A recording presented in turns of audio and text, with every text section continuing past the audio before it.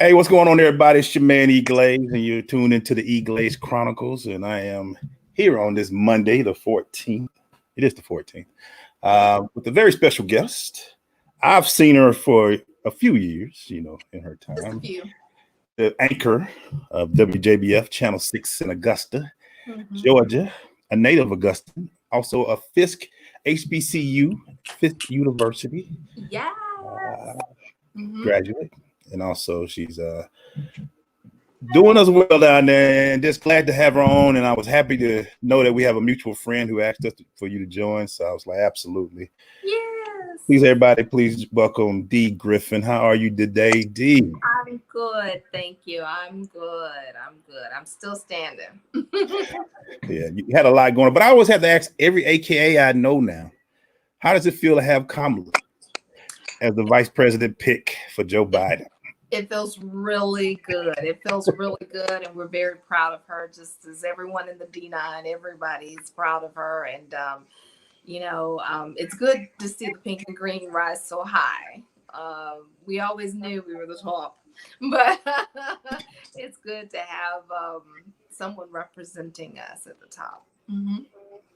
Talk to us about your career path. Did you always, growing up and watching the news and watching um, WJBF and watching the news channels that we grew up around, Uh-huh. was it always a goal of yours to be an anchor at that, or was you just wanted to be in the news? Was it always like I want to do it in my hometown, or were there other aspirations that you looked at?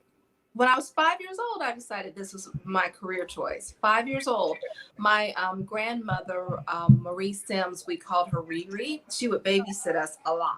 We were always with her. Growing up, you were raised by your grandmother. Right, And right. and so she didn't have more than an eighth grade education, but she Mhm. prided herself on continuing to educate herself through the news. And she always took the newspaper every day. And that was a part of her routine. Get up, you fix breakfast for everyone, and you read the newspaper. But she would watch the news all the time. And in her living room, we had, and a lot of people will attest to this, and I'm dating myself here, but she would have that big, huge TV on the floor that did not work. I don't know why no one ever got it fixed, but it did not work. And then there was this little TV on top, Mhm. and it had Mhm. the rabbit ears. And Right, so the right. rabbit ears had the little aluminum foil. It was my job to make sure that the rabbit ears were in the right place so we could get a signal. So that was my job. She'd always say, "Baby, go move the antennas." So that was, but I always sat with her, of course, to make sure the signal was coming through clearly. But also, I noticed the news. I was fascinated by the fact that they were reporting from different places around the world. And on the weekdays, she had her routine. She would watch Channel 6 because she was also a domestic. And the houses where she worked were on the hill, and they watched Channel 6. So she would watch Channel 6 at home, and then she'd also watch Peter Jennings, and then she would flip to Walter Cronkite. She was a good, I was the flipper. She didn't have a remote control. I was the remote control, but she wanted to go back and forth, and she would just really always pay close attention to the news. On the weekends, back then we didn't have a lot of channels, but she would watch NASCAR. And then you remember that grandmother's watching NASCAR. And then Absolutely. also she would watch Max Robinson. And that's when I fell in love with news. Really, he was my first crush because he had this big afro, and he was on ABC Hmm. Network. And I was always focused on the, fascination with his afro fitting into that little TV screen. And they would do that push for ABC News, and I Right. wanted to make sure his afro was going to fit. Also, he was the one who had my complexion. He and Mal Good. He was an older man. Mal Good was Mm. on the news. He was one of the first. But Max Robinson was the first African American male network anchor, and I wanted to be like him. I wanted to go around the world and give the news and do the news stories, and he just seemed like such a smart man. Peter Jennings always seemed like such a smart man. Walter Cronkite, and the women, of course, the Diane Sawyers, the Jessica Savages. I am really dating myself. I was a little older, or a little younger rather, but I remember those people on the news, and I wanted to be like them. And so, starting off really little, I said, everybody else was talking about being a, fireman, a policeman, a doctor. I wanted to be a TV news person. I wanted to be a reporter. So when I was in high school, I actually did kids news at Channel 12, WRDW. Really? The competition. Yeah, I did kids news in high school, and then I did internships in radio at WBBQ. So I got my feet wet learning news. And I just set out to learn everything I could about how to go into journalism. And I went to Fisk undergrad and I studied English. And I also did internships at television stations and radio stations in Nashville. And then I went to graduate school at Northwestern University in Evanston, Illinois, and got to live in Chicago, which was exciting. And yeah, so that's my story. Yeah, you just brought up my whole childhood with WBBQ, Channel 12. When I grew up, I'm telling my age, there was only three, 26, 12, and 6. Yep. And 54 didn't come. And 26 didn't have news when we were growing up. It was like new news. It was the new news station. So, but 12 and 6, Charlie Britt. Yeah, that was it. Well, good friend of mine, Sam Crenshaw is a good friend of mine. We always laugh about those times, about Channel 12 and those days back then. And but growing up in that time, shout out to Sam, man, my guy Sam. But you bring up people like Max Robinson, who, you brought up a good memory with him, because he was a guy for me too that I always looked, and that fro did fit. Outside of Max, who else influenced you to where you are now? And you talked about Diane Sawyer, but were there other influences that were big for you in your career growth? Not necessarily, I wouldn't say journalists, but the other people. I babysat for a lot of the African-American physicians in Augusta. And, the Dr. Eddie Cheeks, Dr. and Dr. Roger and Denise Smith, and the Ruckers, and all of these accomplished, Black people in the Augusta community. And although they were in different careers, they always instilled a sense of worth in me, and that I could do it, especially, Mrs. Cheeks is, you can do anything you want to do. You can do it. Just step right up and take that step. But there were not necessarily people in journalism, I would say, but the people who were progressive and the successful African Americans in Augusta who really cheered me on. And I'm grateful. The educators I knew growing up, even, Mrs. Rosa T. Beard, I was a debutante, and she instilled that in me, that you can do it. So I'm grateful to so many people locally, educators, everyone. Just, you can do it.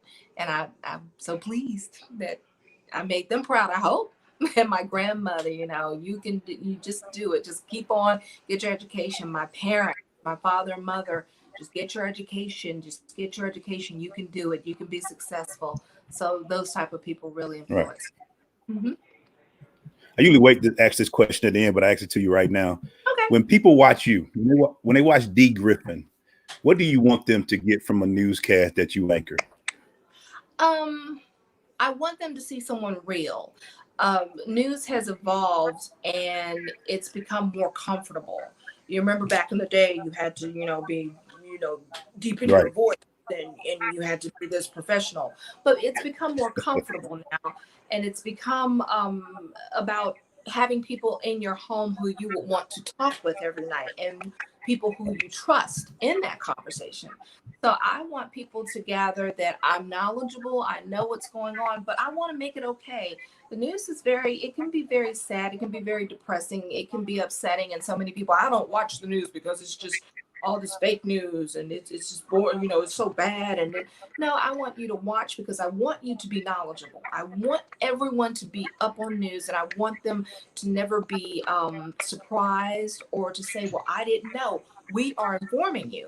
But at the same time, I want them to feel comfortable with me, and I want them to see that I'm just like everyone else. I have feelings, and I'm not just some mannequin on the news telling you I'm not a robot. I'm a friend. I want you to feel like I belong in your house telling you the news. So yeah, I like the news the way it is nowadays because you get to show your personality. Do you even like with the whole social media aspect, and that you brought it up with the fake news aspect? I mean, how are you able to? Let me first ask you: how's your social media game? It's pretty good. It's all about my child, though. I will say. Now, my personal Facebook page, I can get pretty truthful on there, just about personal stuff, and also I'm an advocate against domestic violence, so I post a lot Oh, I'm getting about to that. speaking out Yeah, I'm about gonna get to domestic violence. that. So, but I think my social media game is pretty good. But my kid, that's who I like to post about because I think he's pretty cool and he's a great golfer. So I like posting about him. I've become that mom, all about her child, that mom. That's me. But I want viewers to see that I'm a mom just like everybody else. I'm out here trying to make it do what it do. And some days I win, some days I lose. Yeah. So, if I'm not mistaken, this is your second term in a WJBF, right? Third. My Third. third tour of duty. With the Chelsea, I started after graduate school. I worked in Tupelo, Mississippi for 7 months, and then I got a job at WJBF, and I started off as the weekend anchor, weekday reporter. Then I was the first anchor with Tim Brown. We co-anchored the 5 o'clock when they kicked off the 5 o'clock news at Channel 6. Mm-hmm. And then Patty Holshoe, do you remember her? Patty Holshoe. Okay, when she went to Jacksonville, Florida, I replaced her, and I became the 6 and 11 co-anchor, and I sat next to Bob Young. And so Bob Young, I was here for that. And then I left and went to Hartford, Connecticut. Then from Hartford, I went to Kansas City, Missouri. From Kansas City, Missouri, I went to Memphis, Tennessee, and I was there for 8 years. And then I got married, moved to Boston, had to come back home. But thank God I had a home to come back to, family.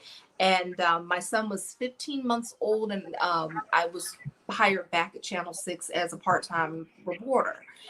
And I worked that for about 18 months, and I needed, full-time work, and they didn't have anything. So I left to go work at the fire department here because I at that point, I was just thinking about my child. I needed to feed my child. And so I did work at the fire department for a few years, and that wasn't a good fit for me at that time.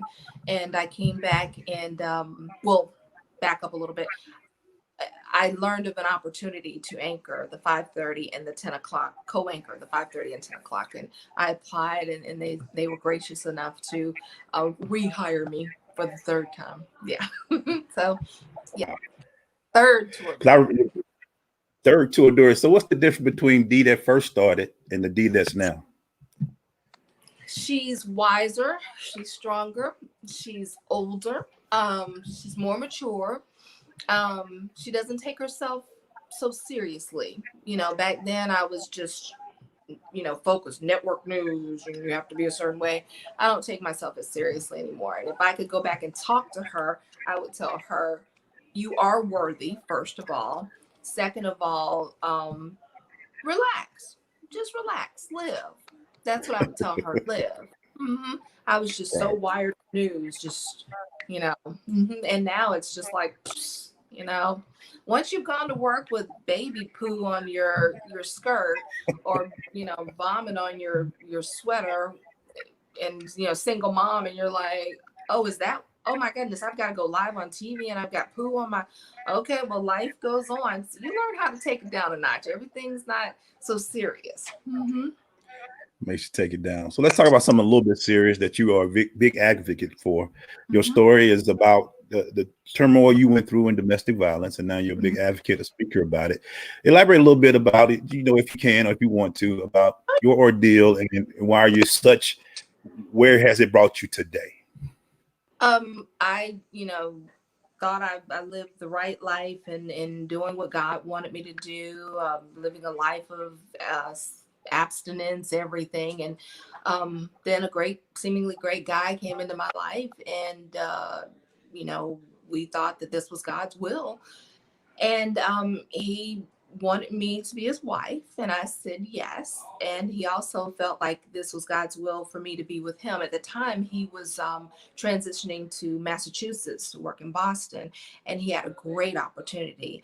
And as a wife, I was raised that the family comes first. And also, I was newly pregnant after we got married. I got pregnant a few weeks after. So much so that people were counting, like when my baby was born, like, did she go down the aisle? Mm-hmm. I was like, I promise y'all. So when my son was born, we got married in early August, and he was born in May. I said, see, I told y'all I wasn't pregnant. See, it adds up, right? It adds up. Right. Everybody's like, wait a minute. Like, no, I told y'all. So, but after I moved up there, things quickly turned bad. I would say I moved up to Boston with him the beginning of November, and by the end of November, I was living in America. I had gone to get a hotel room because things had gotten just that bad that quickly. The first time I'd ever been called the N-word was, from him. And so I was like, what in the world did I get myself into? But I stuck it out. I tried to, at least. And we had a lot of bumpy moments. But when my son was 5 weeks old, it just, the ish got real. So the next door neighbor called police, and finally, I had enough, and I called my sister, and she got into action. She and my mom showed up the next day and packed me and my son and my dog, and we came back to Georgia. And my dad was like, you don't have to put up with that. I never put my hands on you, and nobody else should put their hands on you. Now, I never spoke down to you like that, and no one else should. And for a long time, I felt like it was my fault. And I learned that that's typical. Victims feel like it's their fault. I, gave up a successful career that I loved and I wanted since I was 5 years old.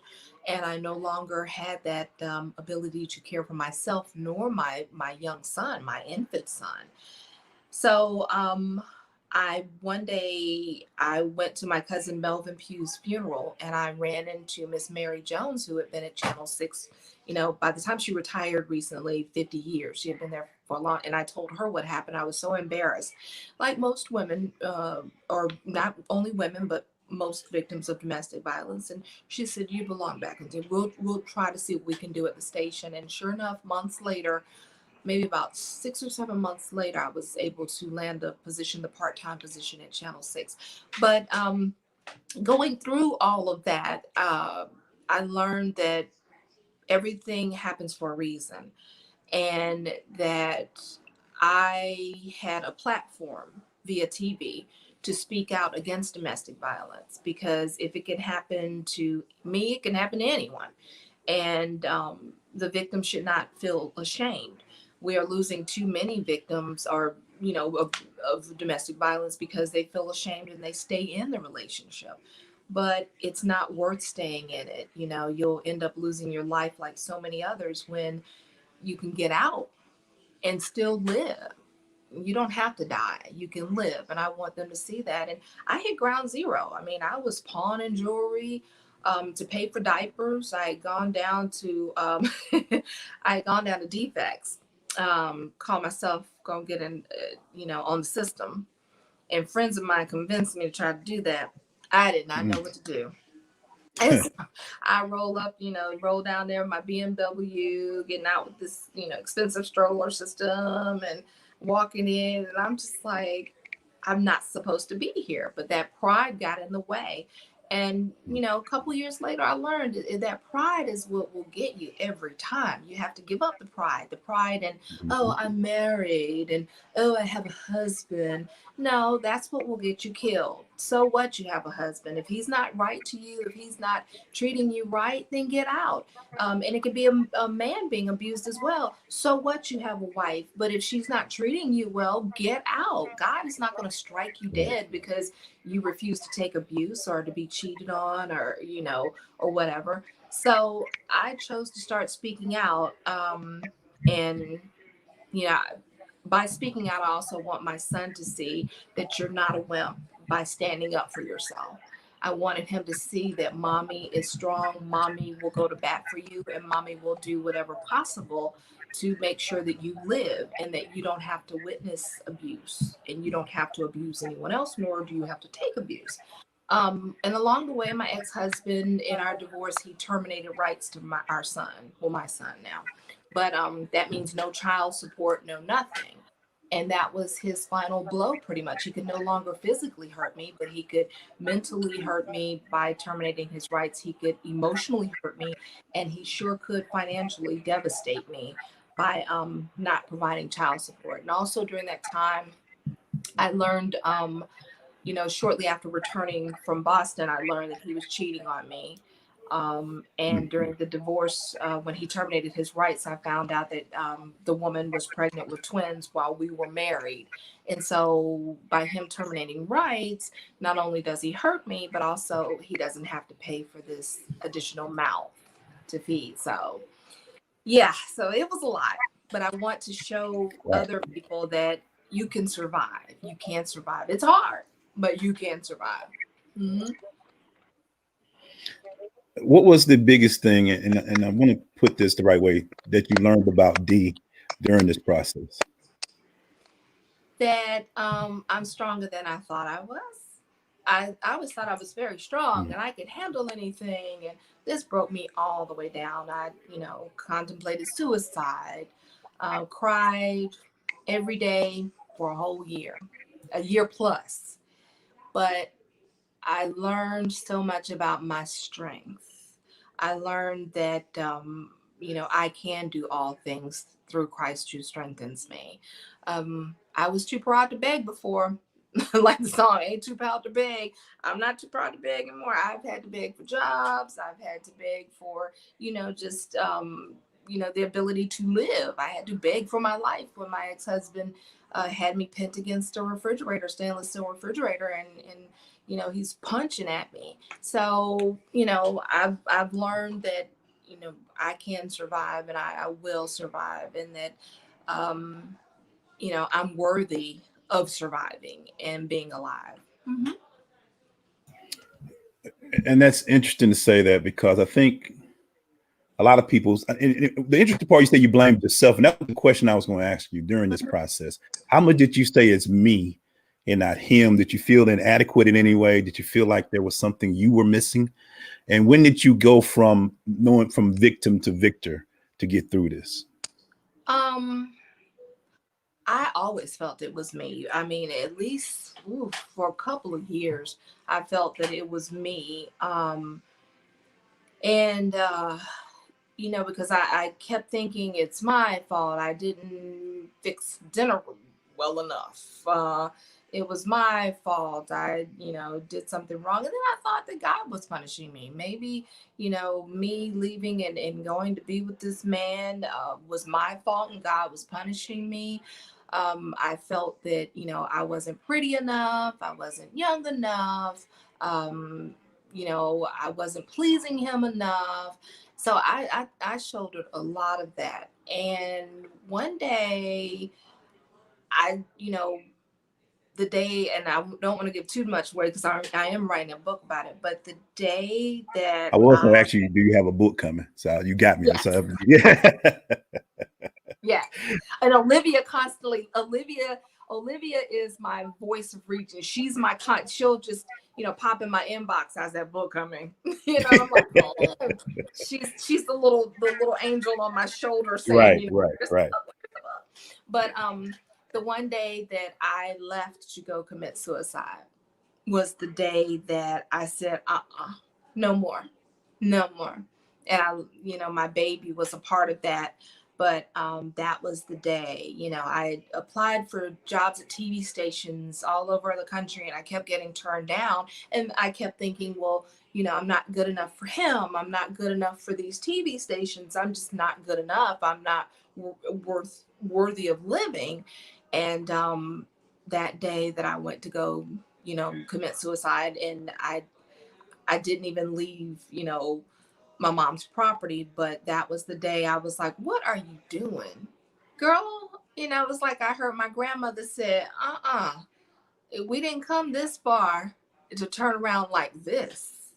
And I could just hear, all of the people I loved who passed on telling me, we went through too much for you to be alive. And you're just going to give up like that. And I thought to myself, I can't. And I can't leave that precious boy. He was just a baby. He was, I think, 3 months at that time. And I thought to myself, this is a good gift that was given to you. How dare you, give up on it? So I look at him all the time and I think, you kept me alive, dude. You kept me alive. And speaking of young Pierce, what do you want him to, when you hear your story, what do you want him to know about his mom, what she's been through and how she survived and how she got through it and how you leaned on him, even though he was a baby, how you leaned on him to get through? I want him to never give up. Never give up. And he's, he plays golf and I'm always bragging about his golf ability. But he gets out there and he has a strong drive and he gets it on the green, but he'll give up a lot of times. And I'm like, don't you dare give up. Mommy never gave up on you. You don't give up on yourself. And that's what I want him to know. No, you are worthy and you're worth it. Mommy's around because you are worth it. And I don't ever want him to give up. And I never want him to give up on himself. I never want him to give up on challenges. I never want him to, mistreat anyone, because he knows how it felt for mommy to be mistreated.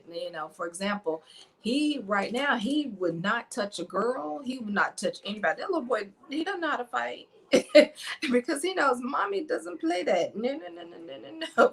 And he's to the point, I don't think he's even hugged little girls because he's like, I'm not touching you. I don't want to hurt you. I don't want to, no. So, yeah, but I want him to know that life is precious and life is worth living, and he's worth everything. He's worth my living. Yeah. Shout out to my mom, Shirley. She just want to let me know she met you and Bob Young once at a function in Lincoln. So she wanted to give you a shout out. Lankinson. We don't say Lincoln, it's Lankin. We want to be proven proper. Lincolnton. Lincoln. Yeah. Got a few people that might not know, but they know Lincoln. They know what it is. Lincoln. Yeah. Tell her so now you're on your third tour. You're doing your third tour.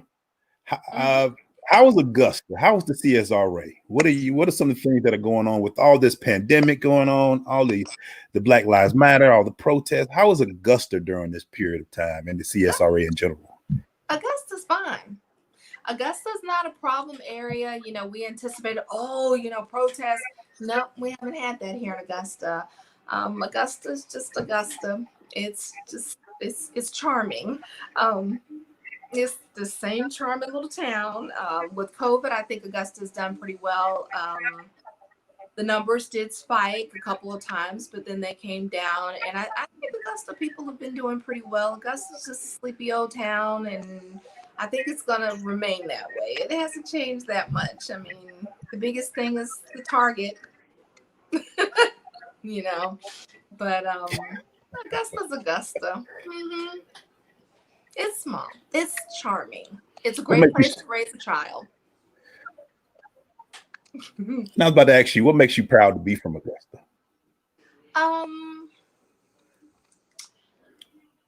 My family. My family roots are in this area. My family started out in Burke County and Jefferson County and, those areas or whatnot. But, Edgefield, South Carolina, my great grandparents were slaves there. And I'm proud to be from an area of people of such strength and fortitude. I'm proud to be from an area of people who had so much determination. I'm also proud to be from an area where there weren't too many racial problems here. We had the riots of 1970, but my grandmother would talk about there weren't too many racial problems here. And that's a source of pride. We just have to remember those roots and come together more. But that's a source of pride that we didn't see those kind of struggles, at my great grandparents and everything. I need to apologize. My dad said that was him speaking, and I apologize. Willie, I'm sorry. Well, hello, Dad. Willie Glaze, I apologize. Yes. When the book comes out, I definitely gonna need a copy of it. So I'm with Olivia. I'm with Olivia on this. But when this is, I don't want to say said and done, but what do you want the story to be when they talk about Dee? When they talk about Dee Griffin, we talked about what you want them to see, but when people in general meet you, you want them to know that you're a survivor. What is the story that you want to be told about Dee Griffin in general? That I tried. I never want anybody to say, "Oh, she didn't try what I tried." Even if, my life doesn't go beyond Augusta, I tried. And that's all you can do in life is try. You can be as strong as you can. You can work as hard as you can, as long as you just try. So if they, I tried. I tried to do what was right. I tried to be strong, and I tried to give my all, and I tried to give my best, but I tried. That's all I asked my son. Did you try? Can't wait to see him on the Augusta National doing his thing. He'll be doing his thing. Yeah. Dee, I thank you so much for being on the show. I really appreciate this. We got to do this again. Yes. But for now, where can people find Dee Griffin? Also, make sure you tell them when you be on the air as well. So let them know. I'm always on, except tonight because my aunt, her funeral was today in Atlanta. Yeah. So, but I'm on Channel 6, WJBF, News Channel 6, 4:30, 5:30, 7, and 10 on MeTV. So I'm on Monday through Friday nights at 4:30, 5:30, 7, and 10. And if people want to find out about that great social media game, where can they find you on social media? On Instagram at I am definitely Dee. So again, at I am definitely Dee. I am Dee Griffin WJBF on Twitter. That's my professional page, and I think I am definitely Dee on Twitter, my personal page, and then I have my personal Facebook page. You don't want to see that. You some trouble. That's Dee, thank you. Thank you so much. You are an inspiration. You are a story that needs to be told. I think people need to hear this because everybody think you're right. People see people on TV and they think, oh, they got a great life, but they don't know sometimes there's a lot of grind behind the scenes.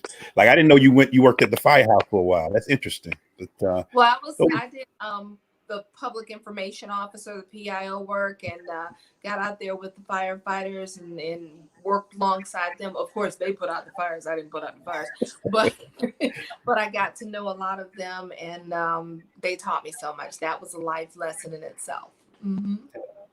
Can't wait to see the book, guys. This is gonna be a good one. So thank you. And I also have an organization that I would like for you to talk to as well, because I think our kids will love to hear your story as well. So I would definitely see if we can set that up as well. So thank you. Enjoy. Tell Pierce hello from us, and you have a great day and enjoy. And thank you guys for tuning in. You can watch the replay. We'll have it on Facebook, YouTube, put out there on Twitter, and just enjoy it. And Dee Griffin, everybody. Anchor, WJBF. Have a great day, everybody. Thank you.